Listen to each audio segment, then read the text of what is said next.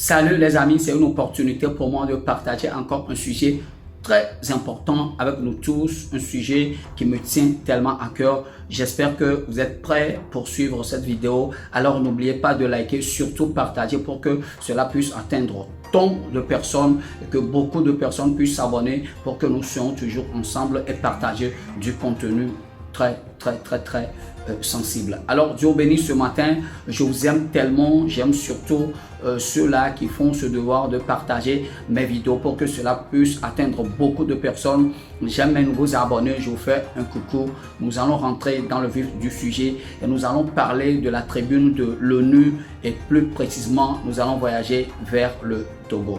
Nous allons parler du discours du ministre Robert Dussé qui a fait un discours très éloquent, un discours très palpitant, un discours très fort, mais là où le discours m'a beaucoup touché, c'est quand il a commencé à parler du Togo comme un pays de paix, un pays qui n'a jamais fait la guerre à ses voisins, un pays qui n'a fait que prôner le bon vivre, la réconciliation, un pays qui a œuvré toujours dans ce sens qu'il n'y ait jamais eu guerre autour de lui, qu'il n'y ait jamais eu guerre en Afrique, partout en Afrique. Il est allé pour faire la réconciliation.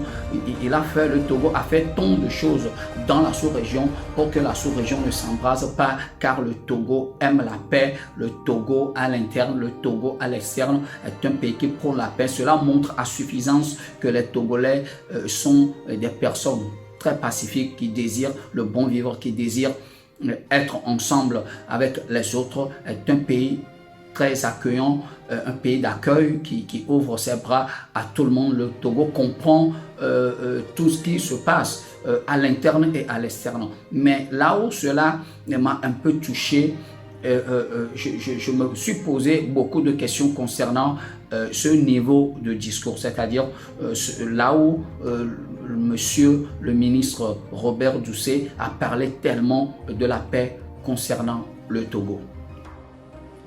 Le Togo est un pays de paix et le Togo s'oppose à la guerre, quelles que soient les raisons. Depuis notre indépendance, le 27 avril 1960, jamais le Togo a fait la guerre à ses voisins. Jamais le Togo a agressé ses voisins ou un quelconque pays.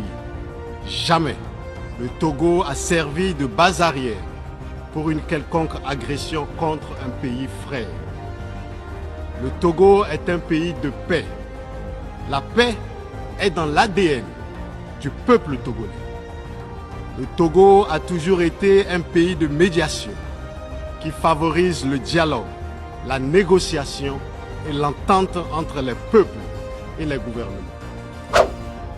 C'est un contraste.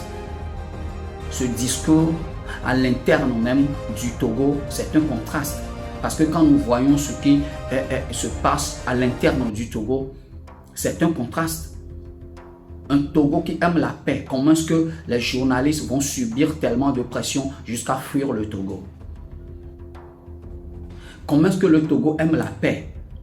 Il y a encore des détenus politiques dans les geôles de ce gouvernement. Comment est-ce que le Togo prône la paix? Ce gouvernement prône la paix, aime la paix. Il y a des détenus politiques dans les geôles. Il y a ceux-là qui sont des personnes d'opinion, qui sont encore dans les geôles, qui croupissent encore dans les geôles. Comment est-ce que le Togo est un pays de paix et la justice est instrumentalisée? Comment est-ce que le Togo est un pays de paix? Il y a chaque fois tripatouillage de la Constitution. Comment est-ce que le Togo est un pays de paix? Les journalistes sont poursuivis, leurs vies sont menacées, leurs vies sont persécutées. Il y en a même qui fuient pour aller à l'étranger avant de pouvoir respirer un peu. Comment est-ce que le Togo est un pays de paix? Beaucoup de gens qui aspirent à la liberté, à la démocratie et qui parlent sur les réseaux sociaux, qui font des lives, qui laissent quelques paroles concernant ce gouvernement sont traqués, appréhendés et jetés en prison. Je ne pense pas que dans ce cadre, le Togo est réellement un pays de paix. Si éventuellement le Togo est un pays de paix, je pense que depuis fort longtemps, que plusieurs personnes désirent que les détenus politiques qui sont dans les geôles de ce gouvernement soient libérés, je pense qu'ils seraient libérés depuis. Quand nous voyons au temps où les 49 mercenaires étaient arrêtés au Mali, nous avons vu tous les efforts que ce gouvernement a fait entre le Mali et la Côte d'Ivoire pour qu'il y ait la paix. Nous avons vu tous les efforts que ce gouvernement a déployés pour que des mercenaires, je dis bien des mercenaires, des personnes lourdement armées qui sont allées dans un État étranger pour déstabiliser cet État, pour porter atteinte à la sécurité de cet État. J'ai vu comment ce gouvernement s'est battu pour que ces personnes soient libérées. Des gens lourdement armés, des gens qui ont même caché leur identité. Le Togo s'est battu pour qu'on libère ces gens de personnes, pour qu'ils retournent dans leur foyer, pour pouvoir avoir la paix dans leur foyer. Mais dans ce même pays, il y a des gens qui sont détenus dans nos prisons et qu'on n'a même pas jugé, on les a gardés simplement là parce qu'ils étaient des personnes d'opinion différentes par rapport à ce que le gouvernement aspire. Ils ne sont même pas armés, ils n'ont même pas caché leur identité, mais ils sont arrêtés, gardés là depuis des années. On ne les a pas encore libérés. Puis-je comprendre que ces personnes n'ont pas besoin de rentrer dans leur foyer? Eux, leur foyer ne les manque pas. Ils ne manquent pas à leurs femmes, ils ne manquent pas à leurs enfants. Ils n'ont pas besoin de retrouver la paix, la tranquillité.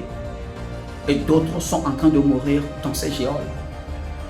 Et quand nous voyons le cas d'autres personnes, des journalistes convoqués chaque fois à Escric, on les convoque là parce qu'ils ont sorti des articles qui titillent un peu le gouvernement en place.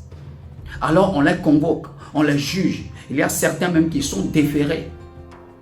Comment est-ce qu'on peut parler de la paix quand à l'interne, chez nous, il y a de ces gens de bavure? Nous avons vu dans ce pays de l'impunité, les gens qui ont tué même de jeunes enfants. L'enquête, où en est-il? On ne le sait pas. De plus, un colonel de brigade dans son propre camp, un chef, il a été tué là, un chef de troupe. Il est tué dans son propre camp. L'enquête là, on n'a jamais eu l'issue jusqu'aujourd'hui. On ne sait pas les personnes qui ont fait ce coup-là, on ne les connaît pas jusqu'aujourd'hui. Comment est-ce qu'on peut parler de ces choses et on dira qu'à l'interne, il y a la paix? Il n'y a pas la paix quand il y a ces choses. C'est un contraste. Le discours de la paix est contraire à ce que nous sommes en train de voir à l'intérieur chez nous. Parce que c'est nous, la société civile, qui sommes les garants de la paix dans la société. C'est nous qui observons et c'est nous qui avons la parole de juger et de faire les comparaisons. Si on peut se battre pour libérer des mercenaires lourdement armés, pour qu'ils puissent retourner dans leur foyer, pourquoi ne peut-on-il pas libérer des personnes qui sont simplement des personnes d'opinion? Pourquoi ne peut-on libérer des personnes qui sont seulement sur la scène politique parce qu'ils sont des opposants farouches, des opposants qui ne voulaient pas se laisser impressionner ni corrompre? Pourquoi on ne peut-il pas permettre à ce que les opposants exilés puissent revenir au pays? On veut toujours les emprisonner, on veut toujours porter atteinte à leur vie. On ne veut pas toujours aller à la table de négociation pour résoudre des problèmes internes. Mais on court pour des problèmes externes. Comment est-ce que ma maison est en train de brûler? Je ne tiens pas le feu. Et la maison de quelqu'un qui est à 1000 km d'ici est en train de brûler. Je commence à prendre de l'eau chez moi pour aller éteindre son feu. On ne peut pas être des personnes comme ça pour parler de la paix. Je pense que Monsieur le ministre Robert Doucet doit repenser 2 fois au discours qu'il a prononcé à la tribune de l'ONU. Parce que c'est très important. Ce que nous disons doit nous concerner réellement. Quand nous disons quelque chose et quand nous observons, on doit nous observer dans ce que nous sommes en train de dire. On doit nous voir totalement dans ce que nous sommes en train de dire. Nous ne pouvons pas dire quelque chose, mais le contraire est chez nous. Et pour terminer, quelque part, il a raison. Si le Togo n'était pas un pays pacifique, si les peuples n'étaient pas des peuples pacifiques, ce pays allait déjà s'embraser. Parce que les Togolais sont pacifiques. Ils aiment la paix. Ils veulent rester dans la paix. Ils désirent la paix. Ils procurent la paix. C'est un pays très accueillant qui accueille tellement d'étrangers. Et c'est un pays qui est aussi opprimé, piétiné. C'est un pays qui aspire à autre chose. Nous devons passer à autre chose. Que ce gouvernement le sache. Il est temps que les Togolais dans leur pays soient libres. Se voient comme des personnes libres et non des personnes oppressées, des personnes opprimées, des personnes qui doivent se cloîtrer quelque part, qui ne puissent pas parler quand ça ne va pas. On doit dire ça ne va pas quand ça ne va pas. Et on doit applaudir quand il faut applaudir. On ne doit pas nous imposer d'applaudir quand ça ne va pas. On ne peut pas appeler ça un pays de paix. Commentez, likez, je vous laisse sur ce. Bonne journée.